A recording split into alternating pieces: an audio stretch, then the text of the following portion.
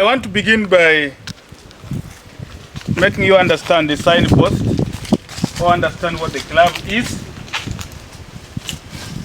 And then after that, I should be able to give you a short lesson, and then we shall conclude. I will tell you what we do and what we expect of you. I'm sure you are able to read these words. We are going to define the key words in these statements and then understand this logo and this one, and then I will move on. The first word is what? Creation. When I talk about creation, what comes to your mind? What is creation? How do you define the word creation? Because we want to understand what does the club deal with more. Creation? Yes? Making.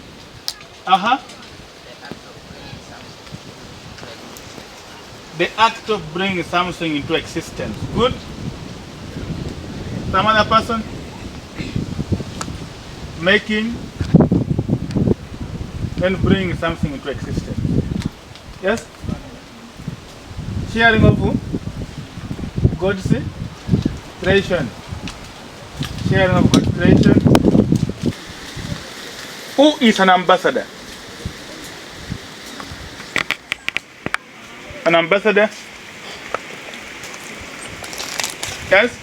A person who represents a country from another country. Very good. That's why you are in front for sure. A person who represents his own country in a foreign country is an ambassador. That's so. I'll also give you my own definition. Maybe just a little. I will only put Roiko. And give an authority to go and represent his country in a foreign country. You can't just go and say, I'm the ambassador. You must have been appointed by the president. After appointing you, they give you authority. In other words, to become the president of your country in a foreign land. A person appointed, given responsibility or authority to represent his country. Which means in this case, after God creating you in his own image, he expects you to represent him, not so. Wherever you will be, whether you are in the toilet, you must be in the image of God. Then you would wonder, I'm sure by the end of this lesson, we would have few people who will defecate aside instead of putting in the pit. Because wherever you will be, you must be in the image of who? Image of God. Whether you are in a class, whether you are in what. And this club, one of our principles is that we want people who believe that they are going to be winners. People who find passes, pass finders. People who have a positive attitude towards what they are doing. You must have studied about the origin of man. Probably in your SST, probably P6. The origin of man. What did your teachers tell you about it? And even in senior one is, I think so. They always give us the reflection on the origin of man. They will give us some theories.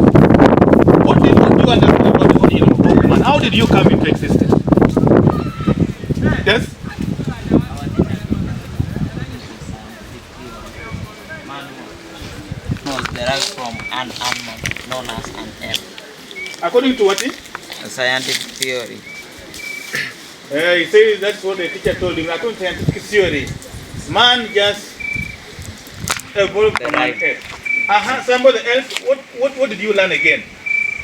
Apart from the scientific theory. Yes? According to the Bible, man was created by God. Man was created by God. Already we have two arguments. Do you have the third one? Which other one do you know? Oh, scientific theory says we came from an ape. The Bible says we were created by God. The other one is that man originated from a single cell and later multiplied to millions of cells, which fell and become a human being. This is very good. Now that's what your teachers told to you. Let me first now ask, according to you, what now do you believe? You were taught that. There are already 3 or 4 arguments. Now to you, which one do you think is true about you? I believe that man was created by God.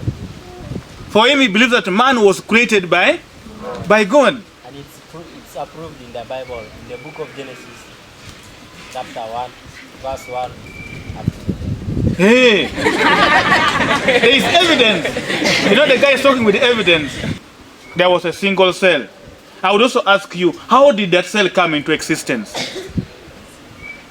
There was an ape.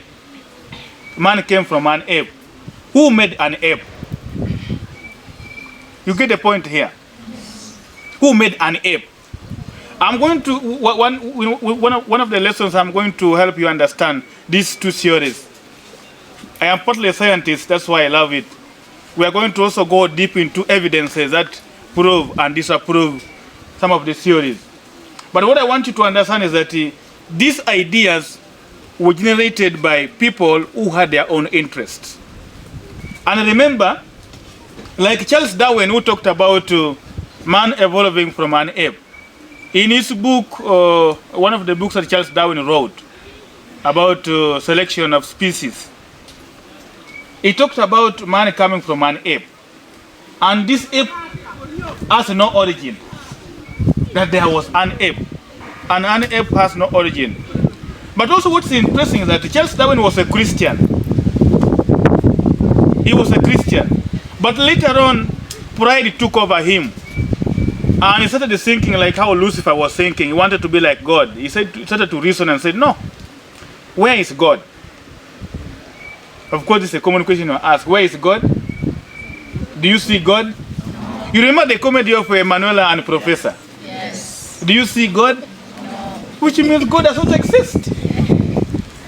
Science has proved this, that whatever you can't see or touch does not exist. But I sang this young girl at the end, Emanuela got some energy. And I said, but how did you, Professor, know that there is no God?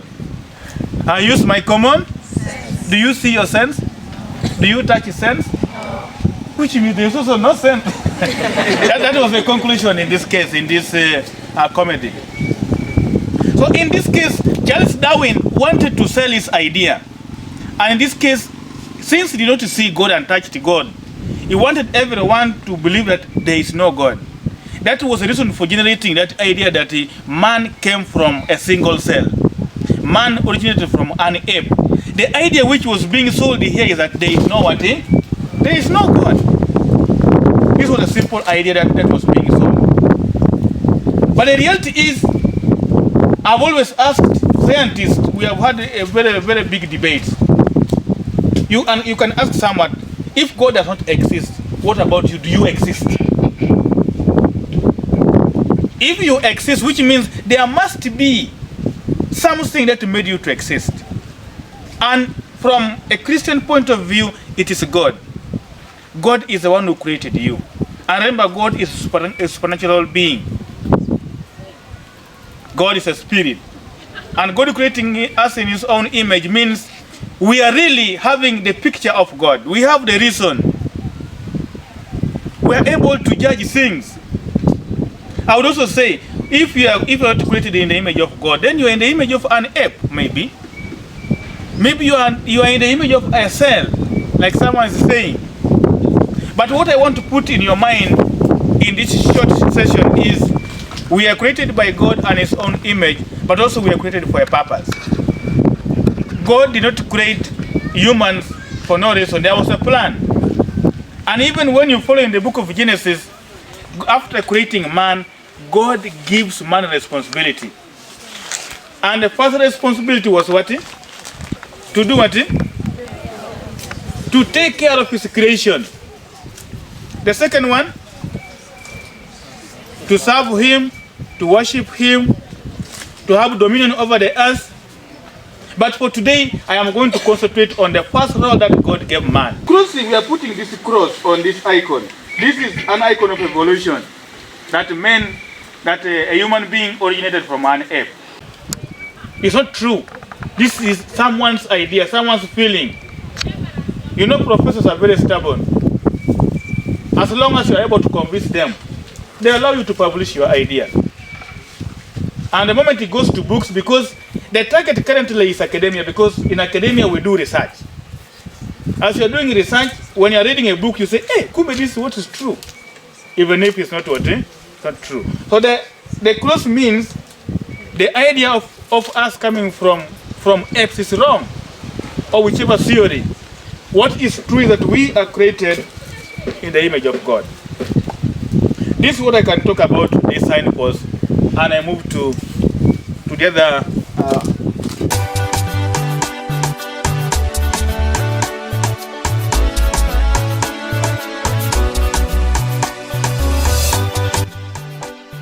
I'm called Acham Stella.